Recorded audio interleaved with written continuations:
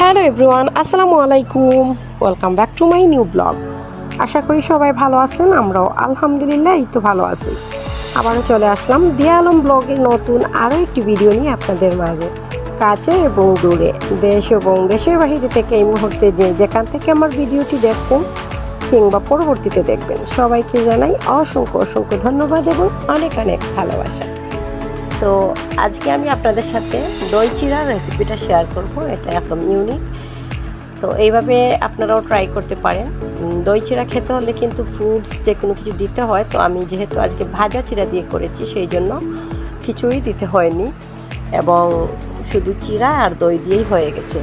তো এইভাবে আপনারাও ট্রাই করতে পারেন আর কোনো ধরনের ঝামেলা ছাড়াই।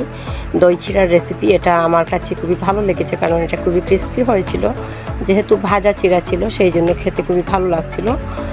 এভাবে আপনারাও ট্রাই করতে পারেন, শুধু দই আর চিড়া দিয়ে, কোনো ধরনের ফ্রুটস কিছু দিতে হবে না, আর খেতে কিন্তু অসাধারণ হয়েছিল। তো ভাবলাম একটু আমি আপনাদের সাথেও সেটা শেয়ার করে দিই। তো এই যে দেখুন, এখানে আমি তো যেহেতু বিরিয়ানি লাভার, তো এখানে ঝটপট করে বিরিয়ানি বসিয়ে দিয়েছি সব কিছু দিয়ে। আর এটা হচ্ছে শুকনো আদার গুঁড়া। তো শুকনো আদার গুঁড়াটা খুব সুন্দর হয়েছিল এবং ফ্লেভারটা ভালোই ছিল। কাঁচা আদা আজকে ফ্রিজে ছিল না, ঘরেও ছিল না, সেই জন্য শুকনো আদার যে গুঁড়াটা সেটাই দিয়েছি। তো সব মশলা টশলা দিয়ে আমি ভালো করে হাতের সাহায্যে মাখিয়ে একেবারে বসিয়ে দেবো আর কি বিরিয়ানিটা। তো দই চিড়ার রেসিপিটা আমি শেয়ার করার কারণ হচ্ছে আমার কাছে ভালো লেগেছে খাওয়ার পরে, তো ভাবলাম আপনাদের সাথেও শেয়ার করে দিই।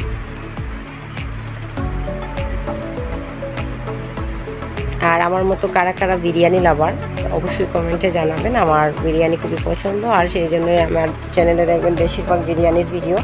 ইদানিংয়ের চাইতে কিন্তু পুরনো ভিডিও যদি আপনারা দেখতে যান তাহলেই দেখতে পারবেন, পুরনো ভিডিওতে বেশিরভাগ বিরিয়ানির ভিডিও পেয়ে যাবেন পুরনো ভিডিওতে। তো যাই হোক, এই তো আমি বিরিয়ানিটা বসিয়ে দিচ্ছি, তারপর বিকালের নাস্তায় আমি বানাবো আর কি এই দই চিড়াটা। তো এখানে আমি সব কিছু মশলা দিয়ে ম্যারিনেট করে নেব, পরে একেবারে বসিয়ে দেবো বিরিয়ানি মাংসটা। আর এখানে হচ্ছে বাদাম এবং সরিষা পেস্ট, এগুলো আমি আগেই পেস্ট করে রেখেছিলাম, এবার আমি দিয়ে দিচ্ছি।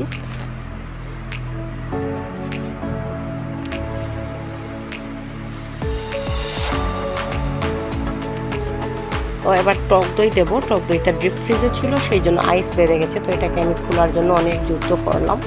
তো তারপর যুদ্ধ করে এটাকে খুলতে পারিনি, এক টুকরো আমি আইস বাদাই তারপরে দিয়ে দিলাম।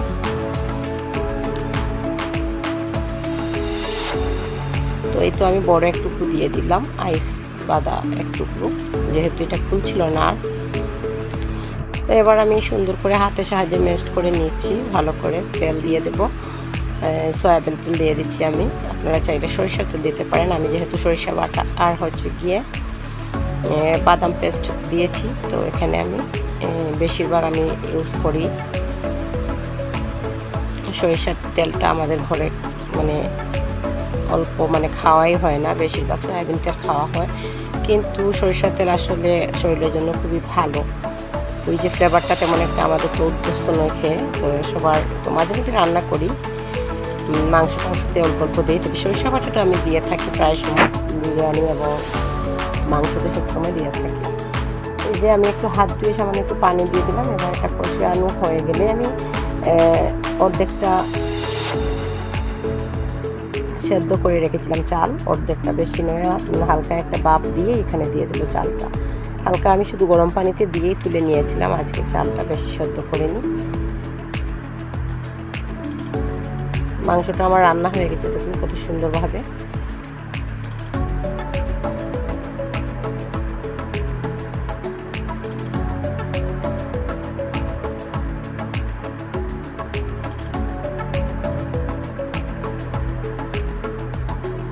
ওই যে গরম গরম হালকা একটু গরম পানিতে দিয়েছিলাম, এবার আমি চালটা দিয়ে দিলাম। চালটা কিন্তু এখনটা আগে ভেজানো ছিল, আর এবার একটু গরম পানিতে সামান্য দিয়ে এবার মিক্স করে নিচ্ছি। এখানে আমি পরিমাণ মতো একেবারে পানি দিয়ে বসিয়ে দেবো, আস্তে আস্তে হয়ে আসবে।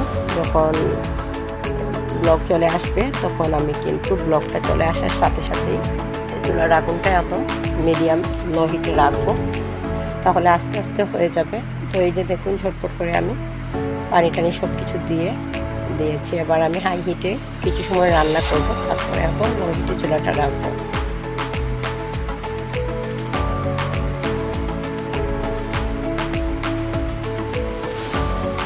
এবার ঢাকনা দিয়ে ঢেকে রাখলাম। তারপরে আমি একটা পোলাও পাতা গাছ থেকে নিয়ে এসেছি, তো পোলাও পাতাটা দিয়ে দিলাম। পোলাও পাতা দেওয়ার কারণে কিন্তু ফ্লেভারটা আরও বেশি ভালো আসে।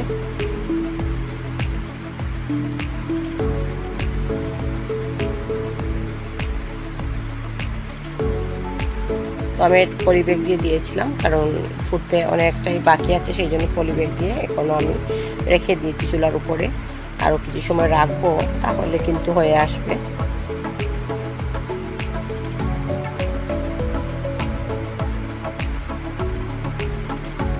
তো এই তো তারপর আমার বিরিয়ানি রান্নাটা হয়ে গেছে। যাই হোক, এবার আমি নামিয়ে নিচ্ছি।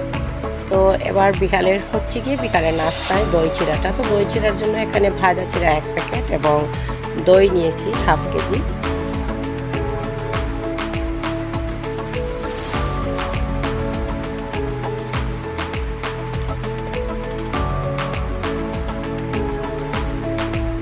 তো এবার আমি দইটা খুলে দিচ্ছি, তারপরে হচ্ছে চিড়াটাও খুলে নেব। তো দেখতে থাকুন, বুঝতে থাকুন, অবশ্যই বুঝবেন। আমি বয়সটা এখান থেকেই শেষ করে দিচ্ছি, আপনারা অবশ্যই দেখলেই বুঝতে পারবেন একদম সহজেই দই চিড়া কীভাবে। এটাতে আর কোনো ধরনের ঝামেলা নেই, চটপট করে বানিয়ে খেতে পারেন। আর খাওয়ার সময় কিন্তু খুব ভালো লাগছিলো, যেহেতু ভাজা চিড়া সেই জন্য ক্রিস্পি লাগছিল। তো এরকম ইউনিক একটা রেসিপি আপনাদের সাথে শেয়ার করলাম। কার কাছে কেমন লাগছে জানি না, তবে একবার ট্রাই করলেই বুঝতে পারবেন কতটা ক্রিস্পি এটা খেতে। তো আজকের ভিডিওটা যারা ধৈর্য সহকারে এতক্ষণ পর্যন্ত দেখছেন, শুনছেন, সবাইকে অনেক অনেক ভালোবাসা এবং অসংখ্য ধন্যবাদ। সবাই পাশে থাকবেন সব সময়ের জন্য। তো নতুন নতুন কিছু বন্ধু আছেন, ওনারা আমার চ্যানেলে আসছেন এবং ভিজিট করছেন, খুব ভালো লাগছে। বাট অনেকে এই ভিডিওতে কমেন্ট করে যাচ্ছেন বন্ধু করেছি, প্লিজ দয়া করে এরকম কমেন্ট করবেন না ভিডিওতে বন্ধু করেছি কিংবা সাবস্ক্রাইব করেছি, এগুলো না বলাই ভালো। সেটা আপনার চ্যানেল এবং আমার চ্যানেলের জন্যই ভালো। আপনি যে আমাকে একটা বন্ধু করেছেন সেটা আমি অবশ্যই বুঝতে পেরেছি, আর আমি অবশ্যই সবাইকে সাথে সাথে ব্যাক করে দিই। যেহেতু আমার অনেকটা আইডি আছে, যে কোনো একটা আইডি দিয়ে আমি সাপোর্ট করে দিই, সাথে সাথেই পরে আবার নতুন মেইন আইডি দিয়েও করে দিই। তো এখানে আর ভিডিওতে প্লিজ ভিডিও অনুযায়ী কমেন্ট করবেন, সেটাই বলছি আর কি সবাইকে। তো সবাই আমরা কম বেশি জানি যারা ইউটিউব করি, ইউটিউবের গাইডলাইনগুলো মেনে চললেই কিন্তু কোনো প্রবলেম হবে না। তো এই যে কমেন্টগুলো করেছেন ওগুলো পাম্প কমেন্ট হয়ে যাবে, পাম্প কমেন্ট হলে প্রবলেম হয়ে যায়। তো দেখুন এখানে আমি কিন্তু চিড়া ভাজা নিয়েছি, আর চিড়া ভাজার সাথে এটা একটা ইউনিক আমার কাছে মনে হয়েছে খেতে, কিন্তু সত্যি বলছি একবার খেয়ে দেখবেন, তারপরে বিশ্বাস করবেন। খাওয়ার সাথে সাথে মুচমুচি চিড়াটা যখন দাঁতের নিচে পড়েছে, ক্রিস্পি ক্রিস্পি একটা ভাব, এত ভালো লেগেছিল। তো সেই জন্যই বললাম আর কি, যে খেয়ে একবার ট্রাই করবেন। আর ফল ফ্রুট চাইলে আপনারা কেটেও দিতে পারেন, যেহেতু ভাজা চিড়া সেই জন্য আমি ফ্রুটস কিছু দেইনি। ঘরে ফ্রুটস ছিল, আম ছিল, আনারস ছিল, চাইলে আমি আম কেটে দিতে পারতাম। ভাবলাম যেহেতু ভাজা চিড়া, আর আসলে সত্যি কিন্তু ভালো হয়েছিল। তো যারা যারা ধৈর্য সহকারে দেখছেন আর শুনছেন, সবাই তো দেখে নিলেন আমি কিভাবে দই চিড়াটা করেছি, একদম রেডি, একদম ঝটপট। তো এই যে মাটির 2টা কাপ আমার মেয়ে বের করে নিয়েছে, ওরা 2 জনের জন্য 2টা, ওরা বলছে এগুলোতেই খাবে। তো আনার পরে দেখলাম ভালোই সুন্দর লাগছে, তো সেই জন্য ওদের জন্য এই কাপ, মাটির কাপেই নিয়ে নিলাম আর কি।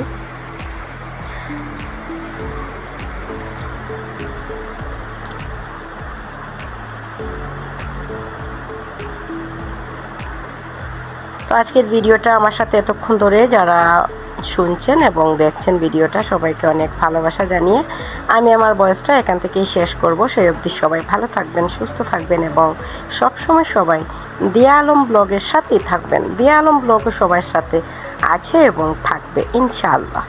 নেক্সট আরও একটি নতুন ভিডিও দেখার আমন্ত্রণ জানিয়ে আজকের ভিডিওটা আমি এখানেই এন্ড করলাম। আল্লাহ হাফেজ, আসসালামু আলাইকুম, thank you for watching my video.